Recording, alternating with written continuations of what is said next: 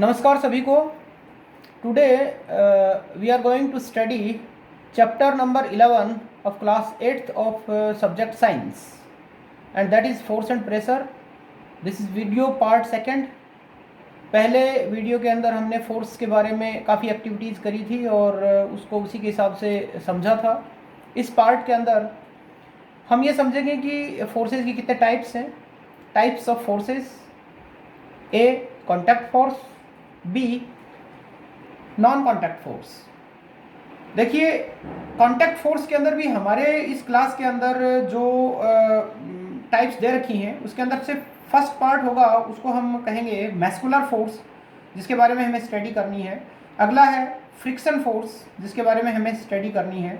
अब सबसे पहले हम मैस्कुलर फोर्स के बारे में स्टडी करेंगे, तो उसके लिए कुछ एक्टिविटीज़ हम करेंगे और उन एक्टिविटीज़ से ही हमारे समझ में आएगा कि ये मैस्कुलर फोर्स किस प्रकार से हम एक्सप्लेन कर सकते हैं, डिफाइन कर सकते हैं, समझ सकते हैं।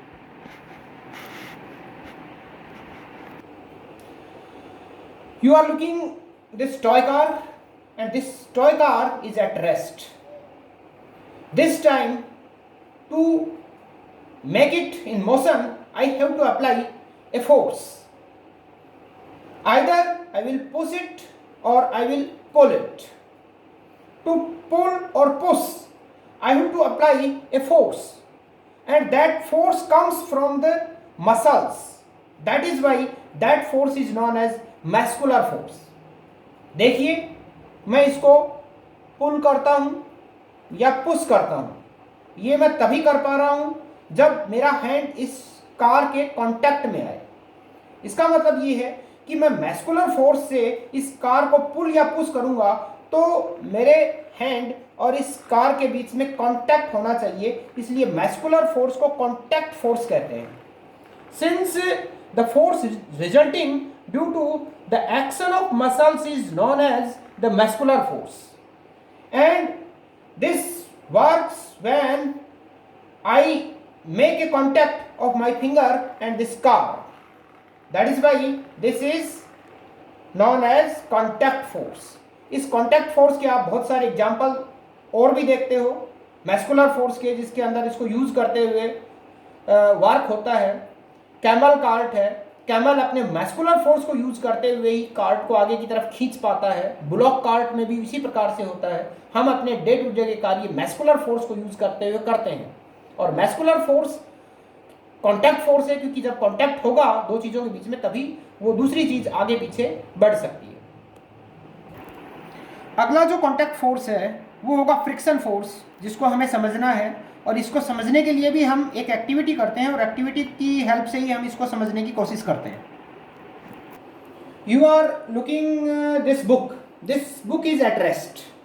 Now I push it and pull it. मैं इसको पुश करके मोशन में छोड़ देता हूं और उसके बाद भी ये रुक जाती है। मोशन से और इसका रुकना ये इंडिकेट करता है कि इसके ऊपर कोई नेट फोर्स है जो इसकी डायरेक्शन ऑफ मोशन के ऑपोजिट डायरेक्शन में लग रहा है, तभी ये रुक पा रही है। इस प्रकार के फोर्सेस को ही हम फ्रिक्शन फोर्स कहेंगे, और ये फोर्स तभी एक्शन में आता है जब दो सरफेसेज एक दूसरे के कांटेक्ट में हो। ऑब्जेक्ट जिस डायरेक्शन में मोशन कर रहा होता है उस डायरेक्शन के अंदर से ऑपोजिट डायरेक्शन के अंदर हमेशा ये अप्लाई होता है। मैं आगे की तरफ अगर मैं बुक को छोड़ता हूँ तो ये पीछे की तरफ लगता है, बुक रेस्ट में आ जाती है। मैं अगर मेरी तरफ बुक को मोशन में करके छोड़ता हूँ तो ये आगे की तरफ लगता है, बुक रेस्ट में आ जाती है। This force comes in action due to contact between surfaces, so it is also an example of contact force. ये भी तभी काम में वर्क करता है जब दो सरफेसेज एक दूसरे के कांटेक्ट में हो। देखिए, ये फर्श और इस सरफेस के बीच में जो कांटेक्ट है उसके कारण ही ये फोर्स एक्शन में आता है।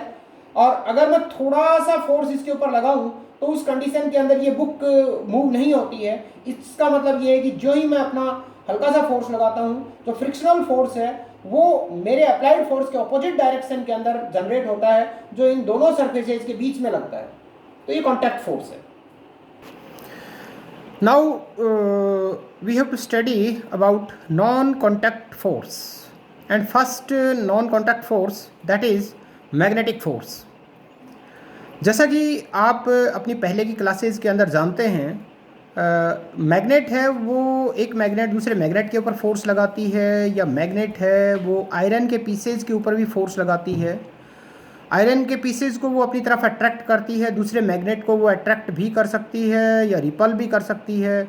मैग्नेट के अंदर there are two poles in a magnet, north pole and south pole. आपने पढ़ा है इसके बारे में। नॉर्थ पोल रिपल करते हैं, नॉर्थ साउथ पोल दो मैग्नेट्स के एक दूसरे को अट्रैक्ट करते हैं। तो now we can define magnetic force as a magnet exerts a force on another magnet or iron. This force is known as magnetic force. हमें इस चैप्टर के अंदर ये देखना है कि ये मैग्नेटिक फोर्स कॉन्टैक्ट फोर्स है या नॉन कॉन्टैक्ट फोर्स है। जैसा कि हमने ऊपर लिखा हुआ है, this is non contact force and we have to prove it by using an activity. तो आप इस एक्टिविटी को ध्यान से देखिए। ध्यान से देखिए, यहाँ पर दो मैग्नेट्स हैं, एक ये मैग्नेट है, एक ये मैग्नेट है, और दोनों के लाइक पोल्स को मैं एक दूसरे की तरफ लेके जाता हूँ। तो आप देखिए, ये दोनों लाइक पोल्स हैं, नॉर्थ पोल्स हैं, ये एक दूसरे को रिपल कर रहे हैं। देख रहे हैं आप, इनके बीच में कोई भी कांटेक्ट नहीं है, बिना कांटेक्ट के ये रिपल कर रहे हैं। अब मैं पहली मैग्नेट है उसके साउथ को दूसरी मैग्नेट के नॉर्थ की तरफ लेके जाता हूँ, और आप देखिए कि तुरंत एक दूसरे को अट्रैक्ट करेंगे। डिस्टेंस के साथ ही ये फोर्स लगेगा। इस फोर्स के लिए किसी भी टाइप के कोई कांटेक्ट की ज़रूरत नहीं है, इसीलिए इसको नॉन कांटेक्ट फोर्स कहते हैं। समझ गए होंगे आई थिंक आप। दोबारा मैं नॉर्थ पोल पास में लेके जाता हूँ, बिना ही कांटेक्ट के ये एक दूसरे को के बीच के ऊपर फोर्स लगा रहे हैं, एक दूसरे को रिपल कर रहे हैं। बिना ही कांटेक्ट के एक फोर्स लग रहा है, इसको हम नॉन कांटेक्ट फोर्स कहेंगे। Next non contact force, that is electrostatic force.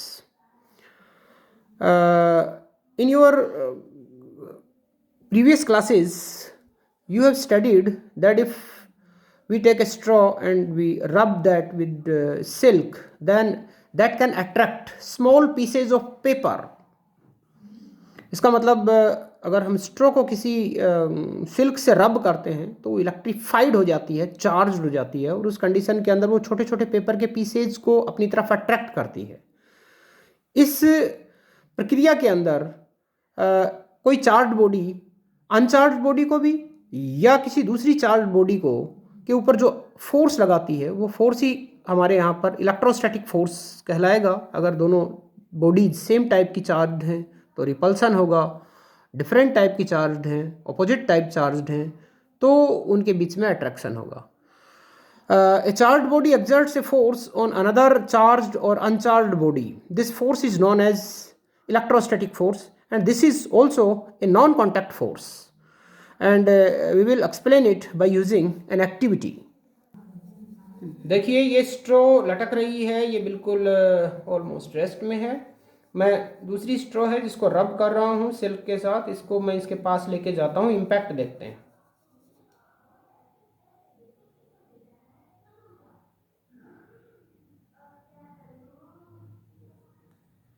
आप देख रहे हैं ये बिना कांटेक्ट के ही दूसरी सिल्क स्ट्रॉ है उसके ऊपर फोर्स लगा रही है। आप दोबारा इसको एक्टिविटी को देखें, हम रब कर रहे हैं और इसको मैं होल्ड करके रखता हूं। ये इसके पास आने से देखो रुक गई, और अब इसके अंदर इसके दूर चलने लगी। इस प्रकार से ये जो दोनों इलेक्ट्रीफाइड बॉडीज हैं इनके बीच में जो फोर्स लग रहा है, इसी फोर्स को हम कहेंगे इलेक्ट्रोस्टैटिक फोर्स, और ये भी नॉन कॉन्टैक्ट फोर्स है। दोनों बॉडीज को बिना कांटेक्ट में लाए ये फोर्स लगता है, इसलिए ये नॉन कांटेक्ट फोर्स है। Look, this coin is at rest and whenever I will release, look it carefully, I release it from rest and it speeds up। और हमें पता है कि ये स्पीड अप तभी हो सकता है जब इसके ऊपर कोई फोर्स लग रहा हो। यहाँ पर बिना फोर्स के अगर हम इसको रेस्ट से रिलीज करते हैं तो इसकी स्टेट ऑफ रेस्ट है वो चेंज नहीं होती, इसके ऊपर डेफिनेटली कोई ना कोई फोर्स लग रहा है।